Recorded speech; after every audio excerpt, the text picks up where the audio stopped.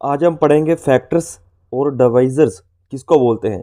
Factors और divisors एक ही चीज़ होते हैं। ए फैक्टर्स और divisors of a number is a number that divides it exactly without leaving any remainder. यानी कि किसी नंबर के फैक्टर क्या होते हैं। फैक्टर और डिवीज़र एक ही चीज़ है, ठीक है, ये दोनों एक ही चीज़ है। जैसे मान लो 12 है, ठीक है, मान लो 12 है। अब 12 को जब हम डिवाइड करते हैं एक से, ठीक है, तो रिमाइंडर क्या बचता है, शून्य, जीरो। तो इसका मतलब एक क्या है, 12 का फैक्टर है। एक तो चलो सबका फैक्टर होता ही है, क्योंकि एक सबको exactly without leaving any remainder सबको डिवाइड कर देता है।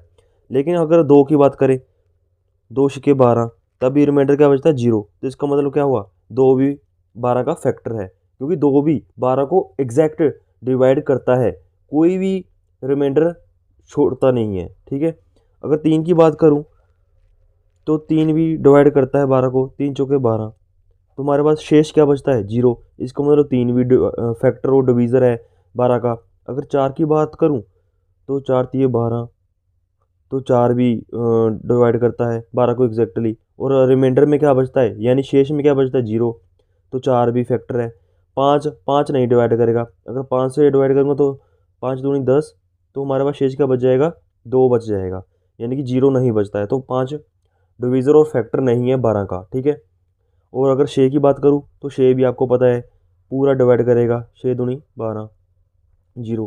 तो 6 भी क्या है, फैक्टर है 12 का। उसके बाद खुद 12 आ जाता है, 12 तो खुद को डिवाइड करेगा ही। तो हर नंबर का एक और खुद, जैसे मानो मैं 3 है, 3 का डिवीज़र एक और 3 तो होंगे ही, इसके अलावा और इसको कोई डिवाइड करता नहीं है एग्जैक्टली, ठीक है। 2 से डिवाइड होगा नहीं, तो शून्य हमारा एक बच जाएगा, एक बच जाएगा। तो 3 का डिवाइज़र तो एक और 3 ही होंगे, ठीक है।